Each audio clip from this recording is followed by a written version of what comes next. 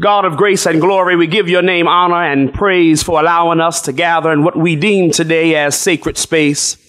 Thank you, God, for being a God of justice and equality. So today as we gather, illuminate our minds and our eyes and give us the courage that's necessary that we may be change agents in an ever-changing world. Even as we eat today, God, we ask your blessings on the food as we remain mindful of those who have nothing to eat. In Jesus' name we pray, amen. Dr. Easley, thank you so much. We have an exciting panel that'll be taking place after lunch, but we're thankful to our friends and partners who make these events and these opportunities happen. To that end, I'm going to bring up now Ms. Georgette Gigi Dixon, who is the Senior Vice President and the Director of Strategic Partnerships for Wells Fargo.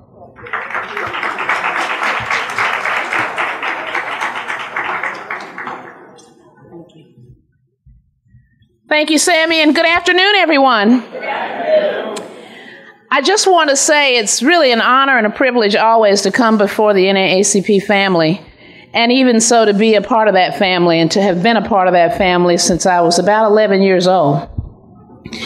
Today, I look out into the audience and I get even more excited about the future of Leadership 500. Rosalind, I wasn't there every year for Leadership 5, but for 8 out of the 10 years I've been here.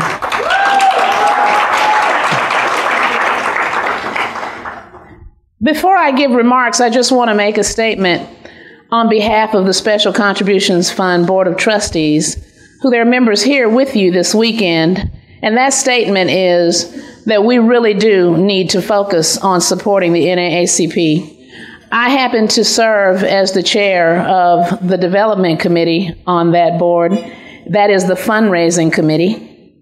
And I heard the panel not far from here earlier today, and our distinguished panelists were stressing the importance of supporting young people who are running for office, the importance of supporting organizations like the NAACP, and I can't stress enough how true that is, because without this organization and leadership like our NAACP Board of Directors and our NAACP leaders across the United States at the grassroots where this all happens, and without you coming together like this on weekends like this weekend with your family, focusing on the issues and what's important to those young children that you brought with you, without all of this, we will be in lots of trouble as a people.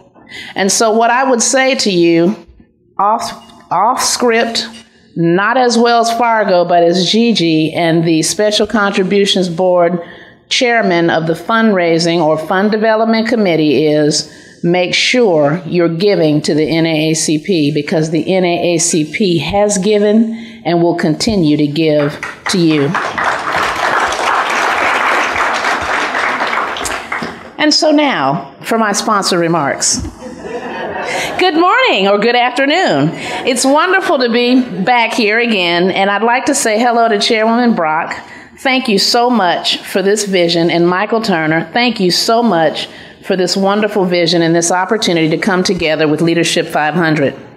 I have several team members who are here from Wells Fargo today, and I want to acknowledge them now. Team members, would you stand?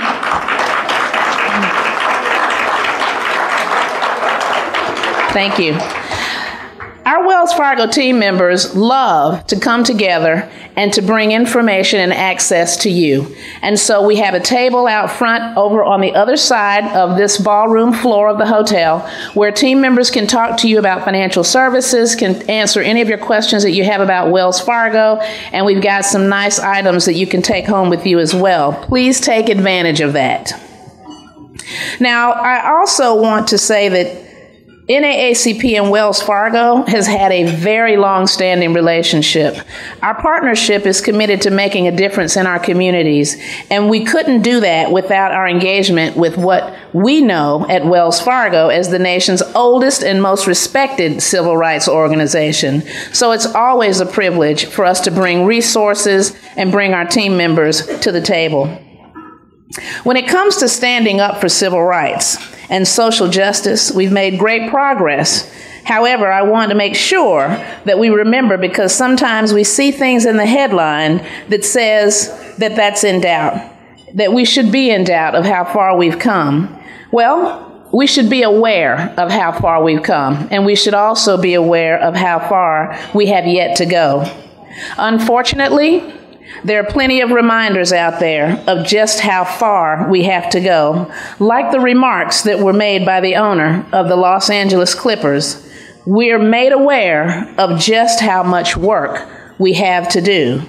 It's unfortunate, but it's true. Racism, bigotry, discrimination, suppression, all of those things are still alive. And also, self-awareness is the gift that comes when people are exposed. I almost said folks. That's my Carolina coming out. So, we have to pay attention and keep our ears open and our eyes on the ball. Expose what's not right and fight for what is. Today, we have a very distinguished panel with us to discuss the role that professional athletes can play in advancing and advocating for civil rights and social justice. I think we're going to have a very interesting and challenging discussion today, and I hope everyone in this room finds it enlightening and very helpful. Thank you all for being here with us today. I hope you enjoy the discussion and the rest of this summit. Thank you.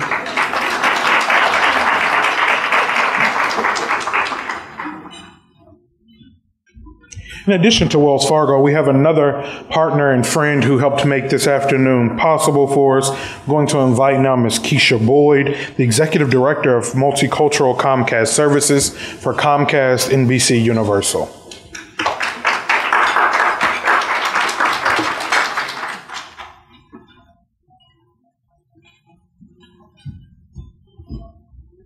Good afternoon. Can you hear me in the back there? Yes? Okay. All right. Now raise your hand if you're a Comcast customer. A handful? Okay. Thank you for being a customer. I am so excited to be here. This is actually my first time coming to Leadership 500, and after last night's amazing welcome reception with Chairwoman Brock and just the amazing, meaningful discussions that have been happening all throughout the day, I suspect this will not be my last Leadership 500. Yeah, and even though this is my first, this is actually Comcast's third year sponsoring Leadership 500. And, so my role, again, I'm Keisha Boyd. I'm Executive Director in the Multicultural Consumer Services Group. And my job is to think about how to better connect our products and services to the multicultural customers and community. And when I think about the mission of the NAACP, and specifically what L500 is all about, it makes sense for Comcast to be here and be supporting the great work that you're doing. L500 is about educating and motivating the next generation of leaders. And for Comcast, that's extremely important to us. And one of the things that we're doing to innovate in this space is through our Internet Essentials program. Internet Essentials is the nation's largest broadband adoption program. And, for us, closing that digital divide is essential to educating the next generation of leaders. And in just 2.5 years, more than 1.2 million Americans, or the equivalent of 300,000 families, have been connected through Internet Essentials. And 98% of those families say that they connected because their children needed the internet for education and for school. So I say all that to say that Comcast is excited to be a partner and supporting the growth and development of the next generation of leaders through our products and services. And it's the right thing to do. It makes sense to do, and I'm so glad that we're able to be here and partner with you all.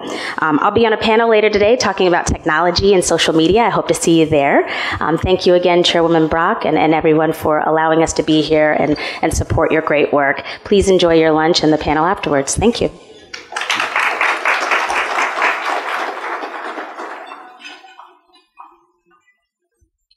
And following those remarks, I'll say lunch is served. We'll see you in a few minutes to kick off the panel discussion.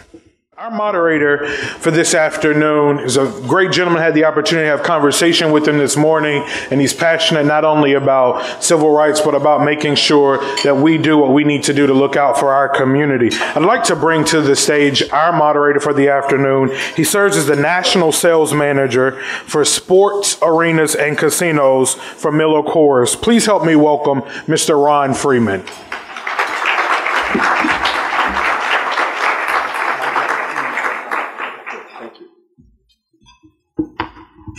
Good afternoon, everyone. First of all, I would be remiss without thanking Ms. Rosalind Brock, CEO of NAACP, and it's her vision that this summit began 10 years ago. So, Rosalind, thank you for everything that you do, and thank you for bringing us all together. So I have the privilege and honor to introduce to you our panel for discussion this afternoon. I'm going to start off with Mr. Sherman Brown. Sherman is the chairman and CEO of 3 media group and companies, and also a very, very good friend. Sherman Brown, please come up. Our next panelist is Wendy Lewis. Wendy is the Senior Vice President of Diversity and Strategic Alliances for Major League Baseball.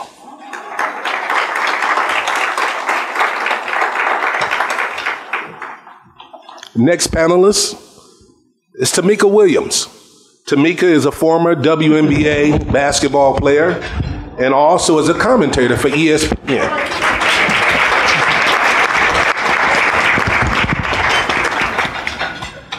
Next, we have Mr. William Strickland, who I had an opportunity to spend some time with this morning, is an icon in the sports agent business and a senior partner for Stealth Sports.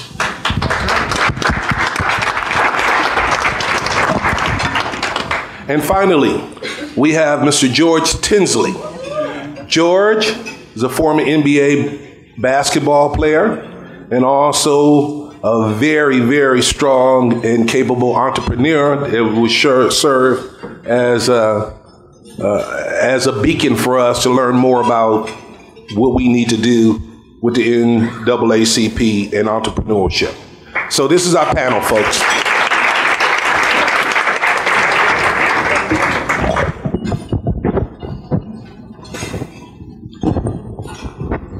So as you can imagine, with all of this brain power that we have up here, we had a laundry list of questions that we would like to pose to them and get their input and their knowledge and experience in some key areas to help the NAACP and to be an advocate for some of the key issues that are happening right now in professional and collegiate sports.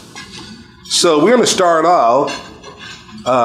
The first question that we had has to do with diversity and equity in corporate sports management with teams. And the question is there ethnic and gender diversity in Major League Sports, particularly in upper and middle management? And if not, what would drive, or what we would need to do as advocates to drive this equity? And I'm going to start that question off with Tamika.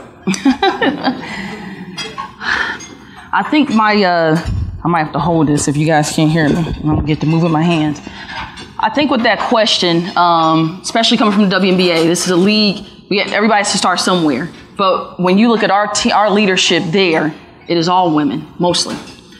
Without Stern, that force wouldn't be driven. But I think to get more, you have to change the mentality. That's why I like things like this summit, because you have to change young people's minds. I don't know if it's going to change when I'm a professional athlete or when I became an entrepreneur. That was something embedded in me, and being around young women or young people that want to own companies and want to be at that corporate level and want to make decisions. So to do it more at that level, I think it comes with time. I see it more in the WNBA as far as leadership than probably any other entity. I see a lot of women in our leadership. And I think with time, with education, with things like this where women can really get together and fellowship, it will grow. Great. Wendy, would you like to add to that, please? I'd be happy to. It's actually what I do for a living. The group that I head up is called the Office of Diversity and Strategic Alliances. Can't hear you. You might have to hold it. Okay. That better? Okay. The group that I head up is actually called the Office of Diversity and Strategic Alliances. And essentially we have three major charges. The first one is workforce diversity. And the second one is supplier diversity. For those of you who don't know, supplier diversity is corporates, huge initiatives about recruiting more minority and women-owned businesses into their supply chain, into the whole streamline of recruiting for goods and services. The third piece is what we call club engagement. And so I've been blessed to really have the opportunity for decades to look at sports, and particularly Major League Baseball's report card around what now is commonly called diversity, hiring, supply chain, and so forth. I can attest to there has been significant change at the bottom and all the way to the top. Is there more to be done? Absolutely. What can you do? If sports is something that you want to do, decide early. Decide just as early as you decided you wanted to play a particular sport or not. But in terms of getting in the front office and even becoming a potential entrepreneur or vendor, decide early so you can prepare well. If you are at least a senior in college and you want to work in sports and you have not to date had an internship, you're already behind because your competition has already done 3 or 4 internships. So not to say that it's too late, but just know this is something that you need to address early. Those internships, get in and stay in. Be open for relocation. We have this wonderful initiative, and I will hurry, called the Diversity Business Summit. MLB brings together 500 entrepreneurs and 500 job seekers to meet with the heads of HR and the heads of procurement throughout our entire game, including the network and MLB.com. And so those people are ready to play. So I would just say prepare well and prepare early. Next question. When we take a look at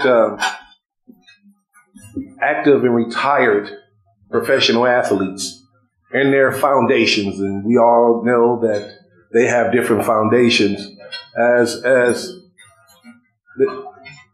NAACP, we would like to know how to identify these strong foundations and how we can partner with these foundations to help support our community in some of the key areas as in education, career opportunities, and health and wellness.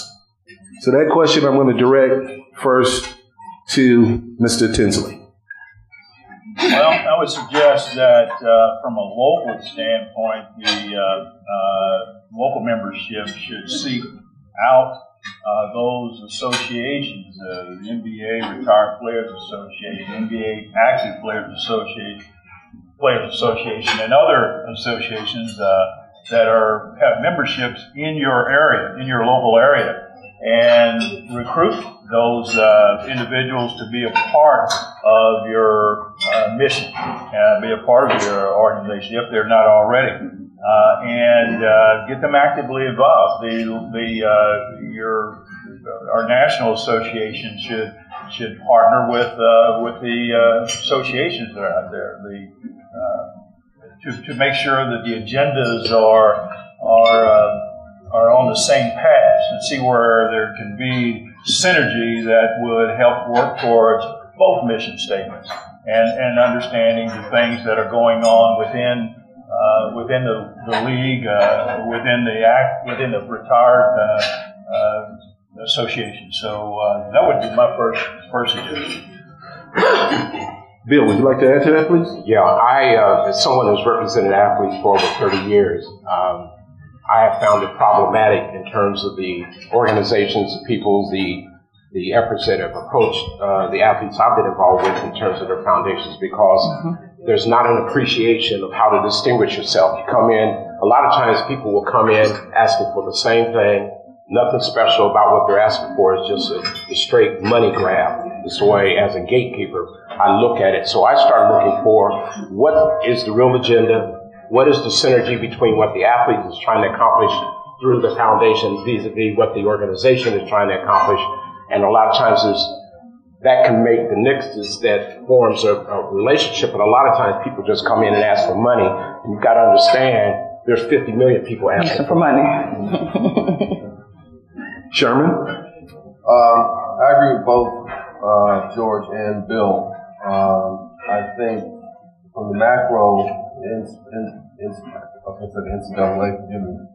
NAACP should establish some sort of strategic partnership with the players' associations, whether it be Major League Baseball, NBA, NFL, and a little louder. I think you're at the home. Can you hear me? I was saying that I agree with both Bill and George. In particular, what George said, I think that the NAACP, from a macro perspective, should attain some sort of strategic partnership with the various labor unions, players' associations, as it were. So you've got players' association with the NBA, the NFL, Major League Baseball, and create that dialogue, create that bond of trust, create some sort of mutual goals or objectives. And then on the micro, as George also mentioned, you've got players in different cities and organizations in different cities. I think the objectives of the NAACP and the objectives of the players can mesh. And then, as Bill said, these guys are put up for money from family members, cousins, aunts, uncles, everybody. So you got to make sure that your business plan, as it were, is in pocket and in alignment with the players. Thank you. I actually would like to add to that, because I tend to be asked often about money. And back in the day, there was a lot of money, and it was spread around pretty thick. There is less money today and more organizations. And more organizations ask you more often. So when you're hearing the word strategic, it really has to be. If you're coming to, on the corporate side of this, you really have to demonstrate a return on investment. And understand that organizations value more than money. So the ROI might be in human resources, it might be in supply chain, but just know there are a lot more folks competing for that same philanthropic, charitable dollar today than there used to be. So yeah, you do have to bring it in a more different and innovative way than we've seen in the past. And just one last thing I want to add is that you see there's been talk about corporate alliances. And as someone who represents individual players, I have discouraged my players about foundations because they become administrative headaches. And they need to concentrate on building their careers. And in that sense, I say if there is a special cause that you find yourself drawn to, try to align yourself with an existing organization. And that further would suggest that you probably get a better reception at the corporate level than individual players. Because a lot of guys it's become a headache, whether it's private money or self-funded, it's a headache under the IRS and other reporting requirements. So just be mindful of that as well. And I gotta just add one more piece. I think the most important piece of value is the membership, getting these individuals as members and involved and build it off of that versus going looking for money or going looking to tap into the foundations. You'll get more if you get them involved, get the membership, get your goals aligned. Great. We were told that the mics are up as high as they can go, and that. Is there a handheld I have these ones. Yeah. He said it's going to interfere with everything else, but so you got to project. A little bit more. Okay, that's what I was told. So the next question, and Wendy touched on it a little bit, but as we look at our athletes right now, and most of you guys have either experienced it personally or been through it, what advice would you give a college athlete or a professional athlete in the areas of wealth management and also entrepreneurship, either after sports, if you're a professional, or after sports, even if you're a collegiate? And I'm going to start that out with Sherman. Excellent question. I'll give you a perfect example. One of my clients is Chauncey Billups, who plays with the Detroit Pistons. And about 5 years ago, we sat down and had a conversation about what he wanted to do with the rest of his life. And so, thank you.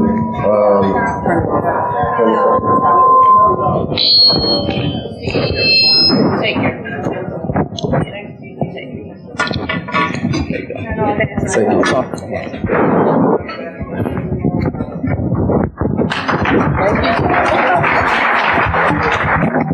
Now my next number will be Luther Vandross. Excuse me.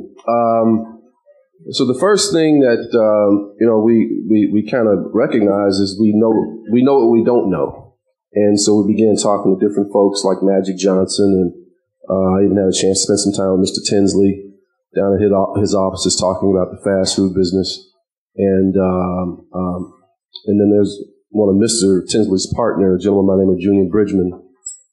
We had an opportunity to spend some time with him, and so long story short, we're now involved in the Wendy's business. We just did about 30 stores in St. Louis back in August.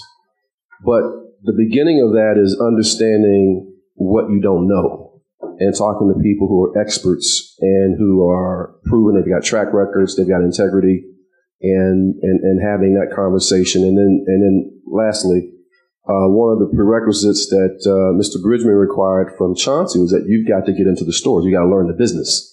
And he's done that. So that would be my initial suggestion. Tamika, I know you are an entrepreneur as well. Can you share? I definitely want to share on this. I think you really have to know. Now, I started in insurance when I was 14 years old, okay, because my parents, although they went to school, they were both educators at the time, and we all know teachers make more money than anybody in this room, correct? So we had to work. There were 4 of us. And I knew I had to either get an academic scholarship or an athletic scholarship to go to school at the level that I wanted to go. So when I got involved in insurance at 14, I was pretty lucky to be raised that way. My mom owned a couple properties. They're both from Mobile, Alabama. That's what her grandmother did. So I kind of got lucky in how to manage my money. But we're talking about the 1%ers up here, professional athletes. What I do, only 1% of the world, and what some other people have the opportunity to do, I think it starts at grassroots. I was also a coach at Ohio State University in Kansas for almost 8 years. To bring a kid to a dinner like this and them not be able to know what fork and knife to use, on how to go purchase things, on how to manage a credit card, on all these things. That's where I think the NAACP can really get involved. And I really thought about this when Robin brought it to the table. How could they get involved? What would I need when I was a student athlete a few years back? There's certain entities being established at universities called Life Skills. It's a brand new venue that they're pushing because of academic progressive rates, kids not graduating, and they're taking scholarships away, people graduating and spoiling all their money, things of that nature that student athletes might need a little more help in. That's where I think the NAACP can get involved. We had one on my campus. It was very small. But if I had someone here coming in and discussing how they run their corporation, how they are an entrepreneur, and putting that more into my mind, and the players around me who are now retiring and looking at me and saying, Tamika, what do we do next? Yes, WNBA players do make millions of dollars. They just make it abroad. They go overseas and they make it. So they're sitting on a lot of money. You know, my friends work $5, $6, $7, $10 million, and they don't know what they're going to do next. But I think where it has to start, it's hard to change a pro. I was a pro before my draft day. Okay, I made at university a lot of money. It's a lot of things thrown. But it has to start on a grassroots level. And I think that's where the NAACP can get involved in those life skills type internships. We have community service hours as well, getting involved that way.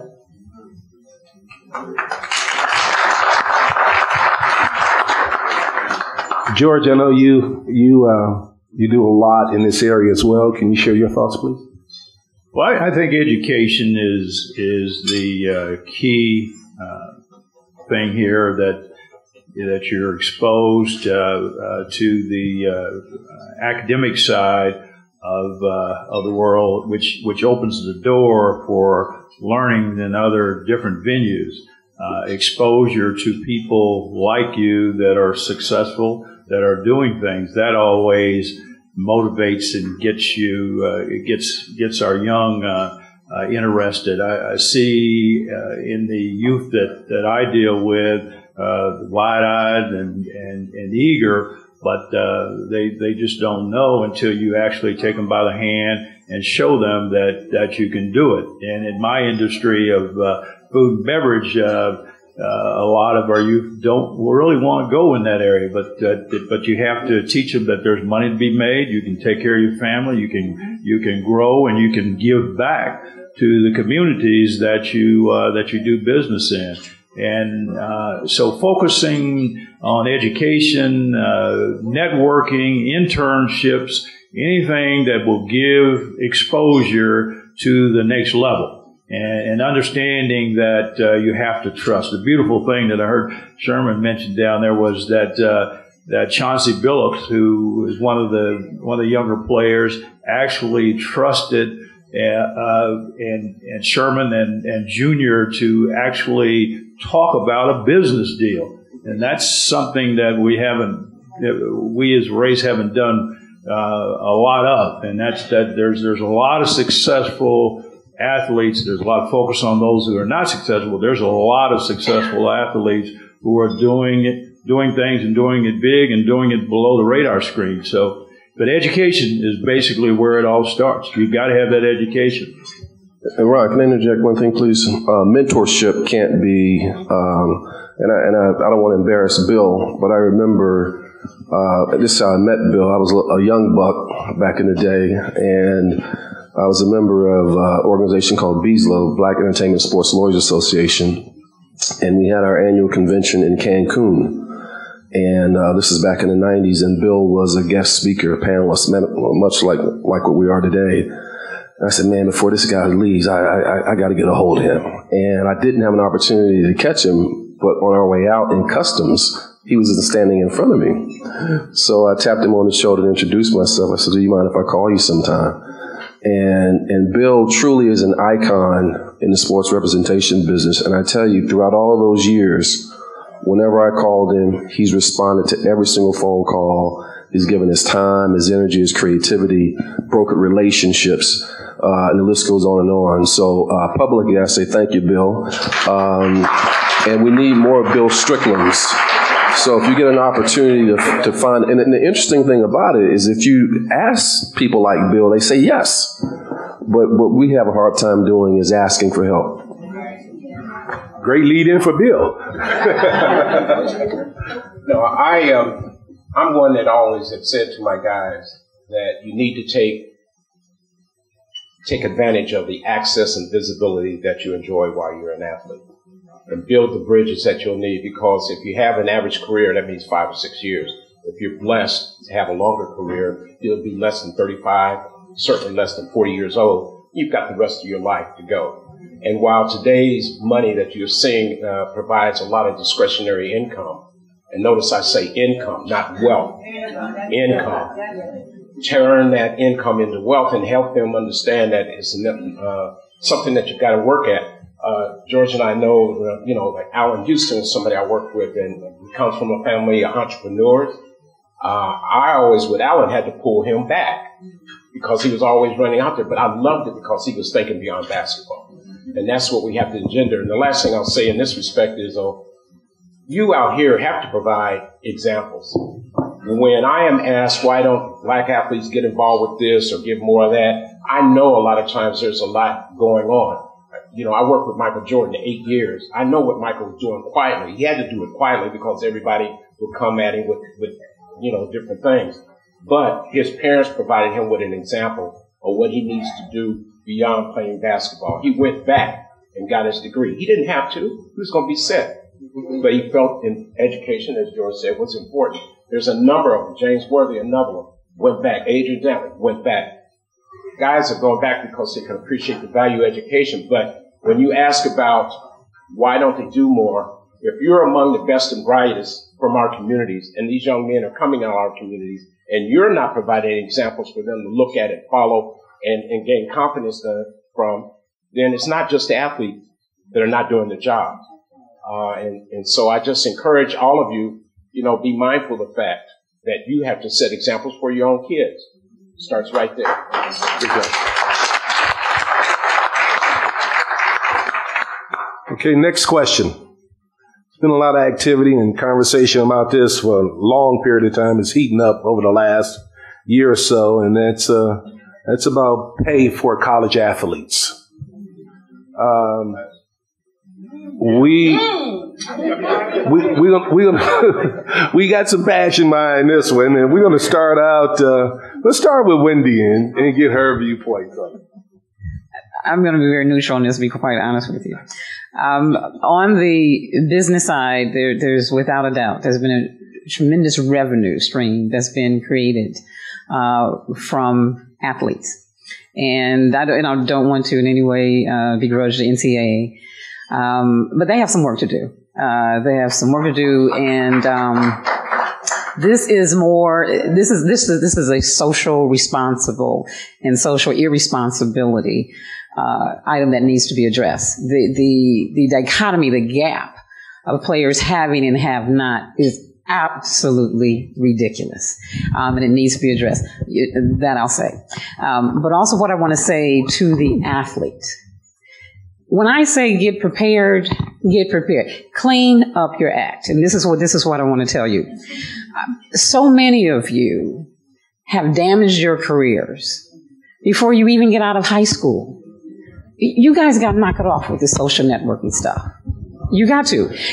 What has happened is a situation that is this impactful to you all. Some of you are not even in a position to positively or aggressively negotiate on your behalf because you'll be so dependent upon the choices of what others are going to do because your brand and reputation is kind of out there. So moms and dads and caretakers help.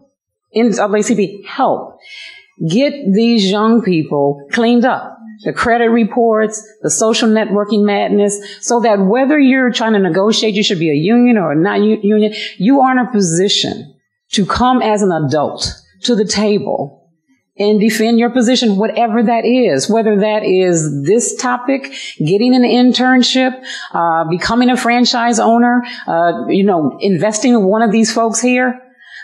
Understand today's world has created an opportunity for people to not ever get a chance to know you, but know way too much about you. And most of that, you have volunteered that information. So it's a shame I've turned this into this, but when I get a mic, because I used to hit up HR for Major League Baseball, and the amount of stuff that I wouldn't know before I saw that player or that front office employee was eye-opening then. And today, people push buttons, and you never hear from them again. So I'm sorry, but that's my position.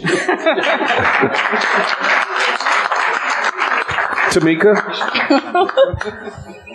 This is tough for me. I went to University of Connecticut, and we have won a lot of national championships. And it's a blessing and a curse. And I was in TCU's office because I go around and ask ADs all the time about these situations and how they affect us. Some things happened when we were there. And all through my life, now both my parents were Mobile, Alabama. Mom went to Alabama State, Daddy went to Central State. My mom is militant, okay? She's all about education. And the first person she calls is the NAACP. Let something go wrong, right? But there is a part of me as a student athlete that I loved it. I love making ends meet to a certain degree. There's a lot. I graduated in 2002. Now in place on the collegiate level for student athletes, you have the opportunity fund where they get $500 a semester. Okay. If your parents don't have money, whatever, you get Pell Grant and FAFSA ranging from $3,000 to $5,000 per semester for, every ins and outs. I didn't get that. My mom didn't send me anything, so I had to work. But there's a part of me managing my money and knowing what I had coming in and buying my first car and being able to manage that I love. What I didn't like was when we first got to Connecticut, they only won one national championship. My coach drove a Bonneville. It was blue. My associate head coach drove an older Infiniti. It was about 5 years old. She loved that car. Okay. She lived in an apartment.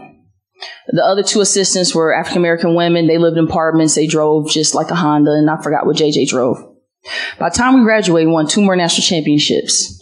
By the time my coach my freshman year signed the largest Nike deal in women's basketball at the time. By the time he had signed another contract, by the time everything, we were playing in a 10,000 arena on campus, and then more than half our home games were at XL Arena downtown, holding almost 20,000 people that don't look like you. It started to get, and I would talk about it. Hey, coach, that's a nice car, man. Who paid for that? Asian getting that double-double. I would say stuff like that, not knowing in my head that was my mom. So it is very hard to be pulled away now and see, because it wasn't in Connecticut that everybody, if you do know basketball, we had one national championship. Now he's at 9. He's making $3-4 million a year. He has a wine and shirt. And I talked to Coach about this, and he'll say it. And he said, he said, come up here so we can send some of these rich white folks money, because he's Italian. That's how he talks. But he's wealthy now. I mean, he's making so much money off of the product. So for me, I'm torn. You got to look at this too. Only 30% of our population here in the United States have a college degree. So what they're allotting us to do with it, as far as our education, very minimum amount of people in the United States get to have that. And I do a lot of this on a global level. These percentages are even less. So I'm torn, because I don't know if I would want to get paid as a player, because there's a part of that amateurism that I enjoyed. I didn't have to worry about how many points I scored or whatever, because I'm going to tell you what, start paying them. Because I was a college coach. If I'm paying you, Rosalind, you're getting double-doubles. Don't get a double-double, because then you're not going to be in Connecticut. I'm going to send you down the street to, Sister Mary, Mother of the Blind, because there comes a point where I don't know, and maybe they do, where amateurism meets professionalism. Because when I became a pro and it was about pay, Rosalind, you got work. Or guess what? You're going to be on that bench, or you're not going to be on the team. That's everybody. You have you don't bring it at your own work. But as a player, I like that. So that's what I have to say about that. I'm done. Well, I will stay discreet in my comments. There is no question they should be paid. Period. I agree 100%. Period. 100%. Period. Explanation point. 100%. Now, I agree. And mind you, I had a colleague who worked 8 years in the Division of Enforcement at the NCAA. And I'm well aware of their crazy rules made by people who oftentimes did not play sports, haven't come from the communities that a lot of these players come from, don't have the financial pressures. And yet, if you look at, and this is something that this organization can perpetuate and continue to exert pressure, because there are 3 or 4 lawsuits pending right now dealing with antitrust law, freedom of players to move. There's a young lady at Kansas, came over from Spain, wanted to play there. Coach gets fired, and they're holding her and saying she can't go anyplace else. NCAA rules, and that means if she does, she's going to have to sit out a year. What you consider to be 4-year contracts or 4-year scholarships are a series of 1-year contracts. You've had coaches I know of a coach who was fired in violation of NCAA rules because he helped a young man get to work, gave him a ride. I ain't stopping the truth. And you've just got situations. I know of another situation where a young man won a bowl ring.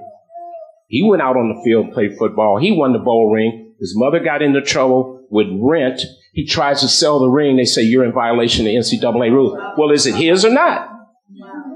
And he had to sit out some extra games because of that. It goes on. And so these coaches will come out here and say, well, you value of education. Pay me and I'll go back and get my education. You know what I'm saying? That's some of the reality that we have to deal with. I can tell you about at least 3 athletes I know that had to change their majors to accommodate the sport. One guy twice. And so when they say, well, they should get paid, and all due respect to the amateurism, it depends on where you're going to school, what program, because, you know, when you're looking at north of $60 million in just football in a couple of the D1 schools, I mean, that's the economic reality, folks. So I'm just saying there are some pending lawsuits now. If this organization wants to be impactful, form relationships with athletes, join that chorus that's now forcing the NCAA to feed young men. I mean, something as simple as that. There's a lot that goes on, and I could go on with examples, but it's and I'll say this just to interject very quickly. If it takes Shabazz Napier from UConn, outstanding ball player, MVP of this year's finals, who literally would go hungry at night, and came out publicly and said, I can't eat. And of course, UConn, well, Kevin Ollie, that's my man. Well, he just signed a 5-year, $2.8 million deal yesterday. So, come on, I think it's time to pay these guys and ladies. I agree. I think that they should be. I don't know if pay is the term that I would use. Compensation. And of course, there's a lot, as mentioned here, that goes into that to understand how that would work, because we don't want to see Rosalind get fired. You know, we got to figure out how that it would be done equally. Yeah, there you go. Amen. But oh yes, I agree 100%. Great. I agree he never went to sleep hungry. I'm just saying what he said publicly. When he said that after they won the national championship, that was him saying we need to be paid, which I understand that. Now, I went to University of Connecticut. You've been there before. It's the middle of nowhere. It is. And when you go there, you be like, I know why y'all win, because there's nothing here. It is in the middle of Connecticut, nothing. Okay, you would not see an African-American kid going to school there at all. Okay? He did not go to sleep hungry. He did want to be paid. But the growth of that institution, the buildings and all that, what is purely based on what Ohio State football produces. So but I would like to see the numbers in that. I know we're worth. I just don't want to get paid while I'm playing.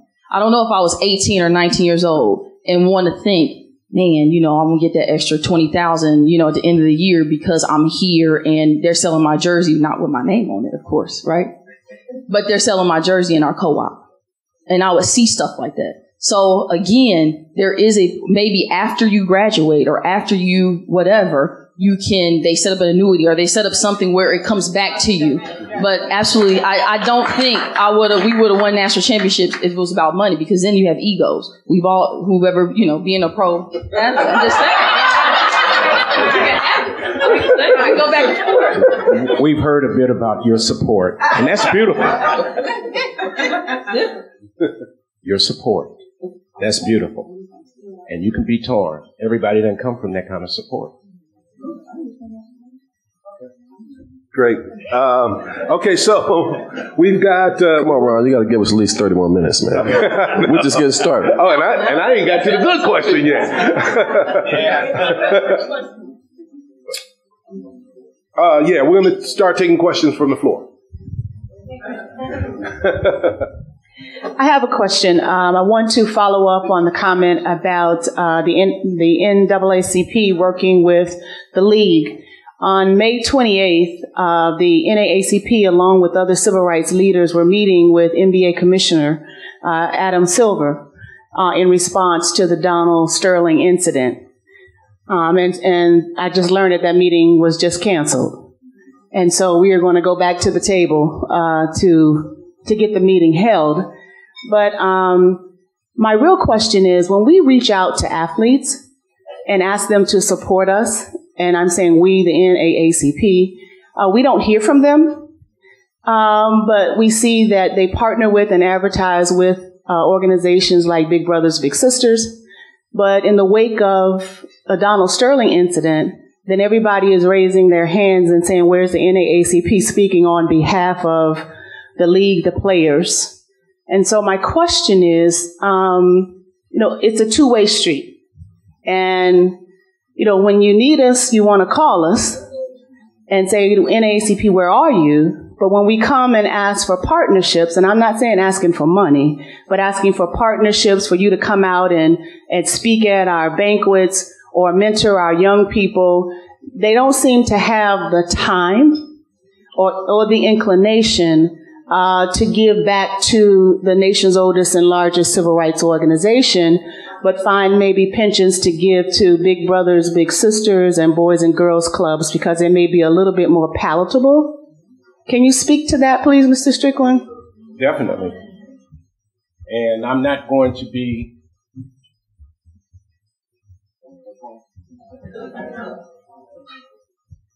what you have encountered, I think, starts oftentimes with the gatekeepers. It's not coming from the athletes a lot of time.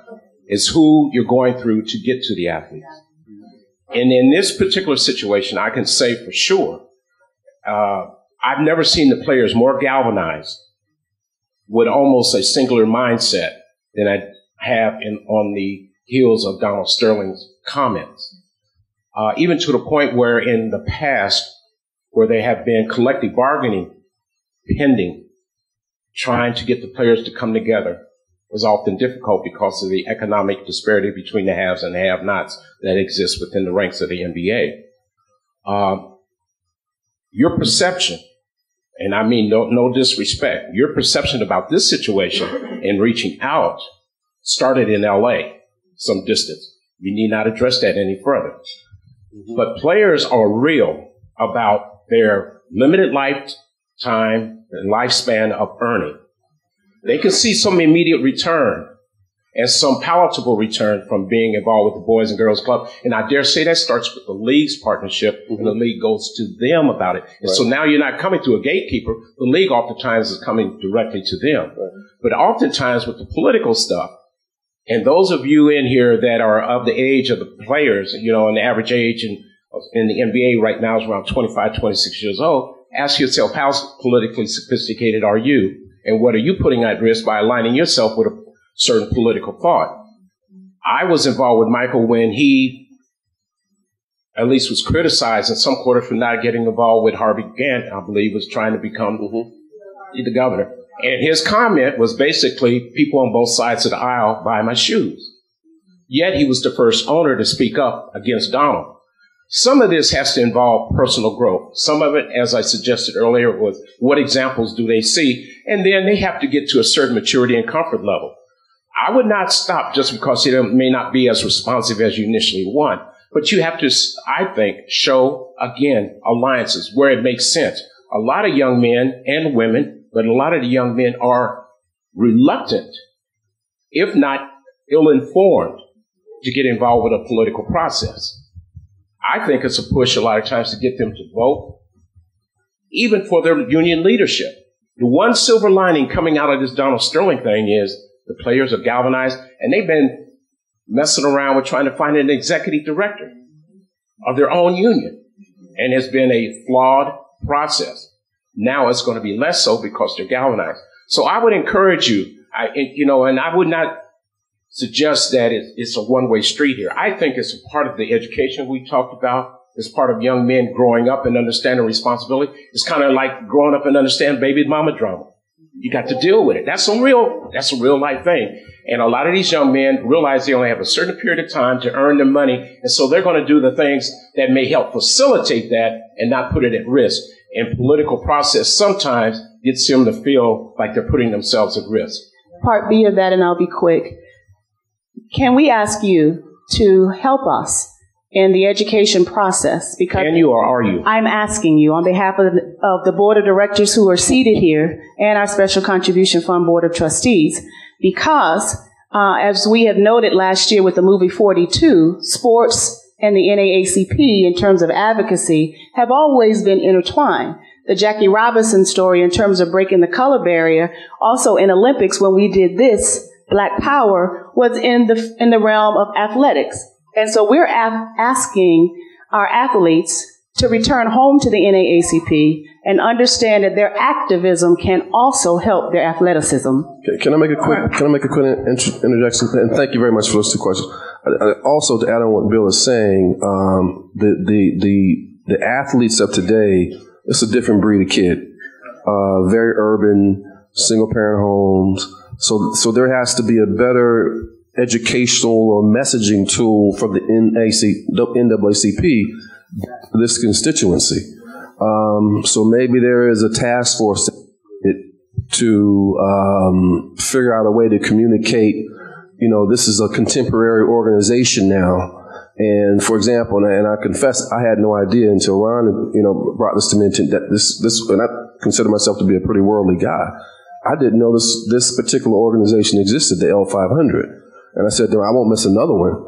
And so we've got to, guys like Bill and myself, we need you to help us help you, if that makes any sense. And I would suggest, I'm on the board of the Retired Players Association, NBA Retired Players Association, that from our vantage point as past chair, that we would be willing to work with you and your leadership group to bridge that gap, figure out what next steps are, and connections with the PA Players Association and the NBA. Somewhere, I'm sure that we could work to bridge that gap. So we'd certainly be open. Otis Birdsong is our chair. Arnie Felco is our CEO. So, and we can make sure that happens.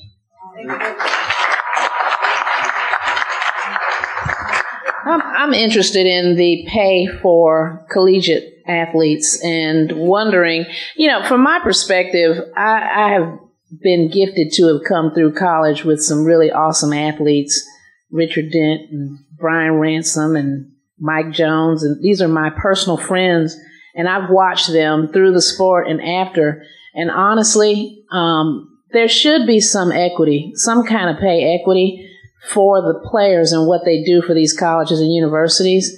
So what about a trust account or something? There's some way for the school to acknowledge that when you're in the game and you're building their brand and you're building their financial base, that you should have some ownership equity because you own your performance on the court or on the field. Why can't you own a piece of what they benefit from during the sport? Does that sound like something that could be talked about? I think there is some discussion in that respect, and acknowledgement of effort is right at the core of it. I mean, that's what the young lady at Kansas was talking about. That's what the Ed O'Banion lawsuit is about that's coming up in the next 2 to 3 weeks, where his name and likeness was used without his permission at UCLA and by the NCAA while he played at UCLA. We got, I forgot the name of the small school here in Florida. They had the run and shoot team, and all of a sudden they're on the map because of a basketball in Gold Coast. I mean, that's what can happen with universities when they have athletes that are performing well. But I think any kind of structure, and there can be structures where it's worked out so that the wealth can be shared across non-revenue generating sports, but it has to be addressed. And previously, it has not been addressed. So do we approach the conference or the university? I think you approach the NCAA. Yes, I agree. NCAA.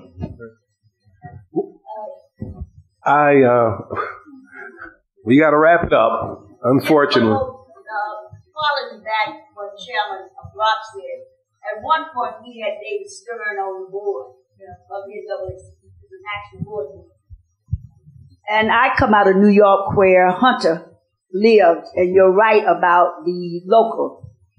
He did do Billy Hunter. He did do some things locally for local branches within the area there.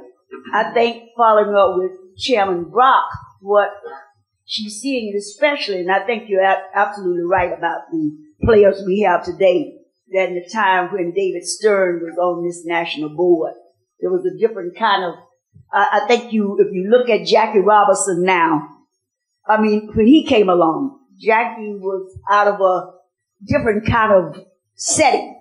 that he came.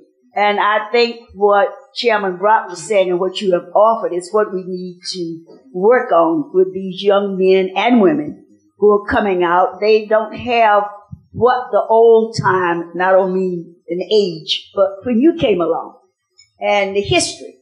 And so I think this would be a good start. I believe that there are many more Michael Jordans out there, but I think somebody will have to get them to that point where it is. I think this is timely, and this is being absolutely education and an eye opener. And I agree with you 100%. And I'm glad you said this won't be your last time. And ma'am, and let me say this in terms of cultural influencers. Yeah, absolutely. When you go, this is how the guys. When you go to a club, there's an hierarchy of importance. At the top of that hierarchy, so you could have rappers, you could have singers, you could have hedge fund guys. At the top of the hierarchy are professional athletes. They are the most influential folks on the planet. They dictate clothing, they dictate fashion, they dictate, if somebody decides to partner with Wells Fargo, you'll see folks going to bank at Wells Fargo because so-and-so is endorsing. So there's got to be a mechanism that this organization creates new messaging, new branding, new communication to the athletes of the day. And you've got to communicate to them along their social platforms, if that makes any sense. Because when I tell you it's a different breed of guy, it's a different breed of player. I would add that Adam Silver, the new commissioner, I think you'll find him to be receptive to getting involved. He is my early relationships tend to feel that he's going to be really out there. So I would definitely continue to work towards that along with it. You've got an opportunity here, and you're hearing it. And I've talked about the fact that I'm going to be a billionaire in a couple years because I'm going to develop an app that says think that operates the send button. You have to hit the think button before you hit the send button to make it work. Which is an opportunity, but also a challenge. But the young men today don't even understand some of George's contemporaries. Yeah. When they talk about Oscar and some of the leaders of that time in terms of Spencer Haywoods and some of the legal battles, a lot of these young men don't even understand that history. They don't appreciate that history. And they don't take advantage of the opportunity or appreciate the opportunity. But it's an opportunity to forge that relationship. And you definitely, social media, I dislike it. I'm not on anything other than America's Most Wanted. I'm not on any of it. But seriously, and just real quick, when we had to build the brand for Michael Jordan, we said, it took us a while to get McDonald's. Well, once you got McDonald's on a regional basis, it was easier to go to Coke because McDonald's is poured in Coke. Mm-hmm. And then Nike was a footwear company that needed support, and Converse and Nike went after Michael and got him. That's how it had to be built brick by brick. Today, you can hit one tweet, perhaps the wrong kind of tweet, and all of a sudden you got followers. Now, if you shape it right and do it right, you got a brand built. You got a foundation for a brand. This organization can help in that respect in terms of working with the players and messaging along the lines like Sherman has said, without question. I just wanted to add, it really also is a matter of education. One of the initiatives I work with is called the Commissioners On-Field Diversity Task Force, and we're looking at player pipeline. And it's interesting that the pipeline area that I've been dedicated to is 5 to 11. Because my position on this whole, resurgence of African Americans, specifically playing ball again, is without the earliest part of the pipeline, you will have no end game.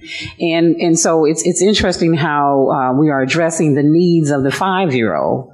That are going to be significant to the 15-year-old, to the 24-year-old, and then and so forth. If you want to create engagement with these organizations, you have to start with your earliest minds. And it's going to have to be a matter of education, making their history relevant. As a matter of fact, I think something very interesting could happen if everyone in here, the only social networking you did for the rest of the day is Google the people who are on this panel. You have no idea the rock stars these people are. So spend your time on researching in education and preparing yourself, and less time on that other stuff. Great. So we got one last question from the back. Good afternoon, everyone. John Wosu, Georgia Southern University. I just want to say thank you. Lunch was delicious and free. Appreciate that. I also want to thank you all for hosting this summit. This is also my first time hearing about this, so thank you again. So when we're talking about athletes, let's be honest, most of the time they're in the same boat as us, meaning they're employees, right? And at the end of the day, it's not about how much money you make, it's about how much you keep. So if you're making $1 million a year, but you're spending 1.5, you're in the same boat as me. Mm-hmm. we both are indebted right now. And so that's one thing that's really important. So coming from an entrepreneurial mindset, someone who's trying to create business, meaning if I walk away, I come back and I make more money. If I go to sleep, I'm making money while I'm sleeping, right? Mm-hmm. That's a high risk situation. And we know high risk, high reward, low risk, low reward. Working for someone else for a paycheck is a low risk situation. And a lot of decisions that we make are based upon what will keep us our jobs, right? So I'm asking you all, right? Can you all offer up some relatively low risk solutions to creating businesses and creating that type of income that is passive, right? So that we have more control, and athletes also have more control over the decisions that they make, right? So in a Donald Sterling situation, they can speak out, right? They can say, I disagree with this, and that doesn't really, I'm okay with my income, so you're paying me doesn't matter as much to me. So can you all offer up some solutions that can help us, I guess, become time-free, financially free, and all of the above? It's a risk to get up in the morning and go out the door. Yes. There's no such thing as a low risk that's going to produce a high yield. So you got to take the risk. You've got to go back to the education. You got to have a good level of confidence that you can do what you set out to do to accomplish. But you got to do it the right way. You got to have a plan in place. You got to have guidelines that's going to help you get to the next step. I mean, there's a risk. There's going to be a risk. So you just have to prepare yourself and put yourself around people that will be supportive, that will help you be successful. You can't do it on your own. Everybody's got good infrastructures that help them get to the next level. But you can't sit back and think it's going to be easy, that it's going to come without risk. You're going to have risk. I started a small business investment company because I saw a certain level of deal flow, and it was all coming to me because of the people I was representing. And I'll be very, very honest with you. I got so tired of seeing stuff written out on napkins, concept papers that weren't even had correct pronunciation and spelling, just basic stuff that you would expect if you're going to approach an athlete or a gatekeeper. Do some homework, know who you're speaking with. And it's shocking. It still continues. And they say, oh, I got this great idea. I want to talk to you about it and all that. You might as well be talking to me about a drug deal. I mean, that's how, not everyone, but, it's a lot of that. But I would say, take the time to do a business plan and try to minimize some of the risks that George obviously has taken himself and understands, and that will help you think through things. But I also offer in close and say, make that business plan, but understand the plan without action is nothing but a dream. Mm-hmm. That's all it is. So if you take the time to put a plan together and think it through and put some action to it, and don't come to me trying to get to one of my guys and you have no skin in the game. Because that shift of risk won't work here either. Okay. Amen. All right. Hey, what isn't this great? Isn't this great? Hey, I personally would like to thank what a wonderful panel. And guys did a great job. And Wendy said that if you guys take some time and really look into the backgrounds of some of the folks that you had an opportunity to listen to today, you'll see that they are very, very astute and qualified to be sitting up here on this stage. So, again, to Rosalind, to the NAACP, we thank you for having us. And if there's any other follow-up questions, I think the guys will be around for a little while longer. But thank you.